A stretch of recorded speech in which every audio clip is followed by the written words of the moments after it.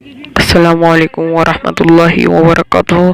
Ashama harkafoni kabajamtoota fi daawwattoota kiyya warroonni chaanala kiyya faaraa taatan sabiskiraayib laayik sheer godhuun maatii kiyya ta'a isiniin jecha ara barumsa xiqqoo tokko isinii qabadhee dhufee jira. Barumsi ani isinii qabadhee dhufee jiru kunis akkaataa itti sabiskiraayibii keenya ittiin heddummeeffachuu dandeenyu jechuudha. Akkamitti akkaataa itti sabiskiraayibii keenya heddummeeffannaa kunoo har'aan tana amma baqaxxixa yuutuuba jalatti yaane jechuudha. Eega yuutuuba jalatti yaane booda chaanala keessan jala seentanii koppilinkii koppii godhattan jechuudha. Eega koppilinkii koppii godhattan booda hani tiiv jala seeneetiin amma koppilinkii kee chaanala abaawutii jala seenee tokko jechuun mallattoo magariisa kana koppilinkii eegaan godhee booda irraa hin deebi'u. Eegaan deebi'ee booda amma haaluma kana karaa teelegiraamaa deemee jechuudha. Teelegiraama eegaan deemee booda guruppii akka addunyaatti world sabiskiraayib jettee gurmeeffamteetu jira. Guruppiin tunis ati nam tokkoof ni goota, namni sunis si godheeti iskiriinshoot godhee si erge jechuudha. Amma fakkeenyaaf sabiis for all YouTubers jefi deebiifu amma gruppii tanarra namni ammaan tana online irra jiru bikki taanu kuma takkaa fi nam sagal jechuu amma kuma takkaa fi nam sagal amma namuma kana keessa amma nama online irra jiru laalladheetiin amma kana tuqee fadhu amma kana fadhu tuqee amma namuma tokko keessaa laalladheetiin akkuma nasiibe jechuu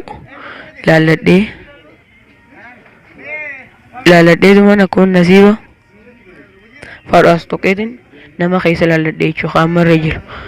Oonilii yoo kana warroota irra hin jiran jechuudha. Warri oonilii amma kana laaleetumaan iddoo kana xuune jechuudha. Iddoon kun iddoo miiseejii kana eega xuune booda bikka kana dhufnee koppilinkii reefu paastii godhanne san koppilinkii reefu koppii godhanne san iddoo kanaaf qabnee teenyee jiru. Eega teenyee booda akkana beef kanaan nu fida paastii goona eega paastii goona ittiin erge jechuudha. Amma miiseejiin tun senteefi jirti. Eega senteefi jirti innis koppilinkii isaa naaf erge jechuudha. Koppilinkii hoggaa inni na erge booda koppilinkii isaa tuqeeti yuutuuba isaa sabiskiraayib godhee iskiriinshoot godhee fi ergaaf jechuudha. Innis kiyya akkasitti naa godhee na erge jechuudha. Amma hin deebiifne laa inni. Amma ima kortan jechuudha. Namni kun akkuma mataa keenyaa irra dhaabneeti namni kun dafee walirra godhuu jiraami amma koppilinkii eegatti ergine booda innis koppilinkii isaaf na erga.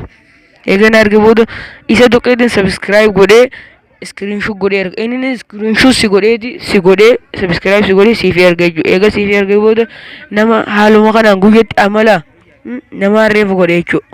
Koppilinkii tiyya ittiin erge jechuudha. Inni akkasaa na erge eegaan akkasaa erge booda iskiriinshoot godheetiin sabiskiraayib isa godhee iskiriinshootii ergeef. Innis kiyya godhee naaf ergee jira kunoo. Bifa kanaan itti fayyadamaa isin jecha warroonni bakkumsaa kiyya kanarraa fayyadamtan sabiskiraayib laayik sheer godhuun maatii kiyya ta'a.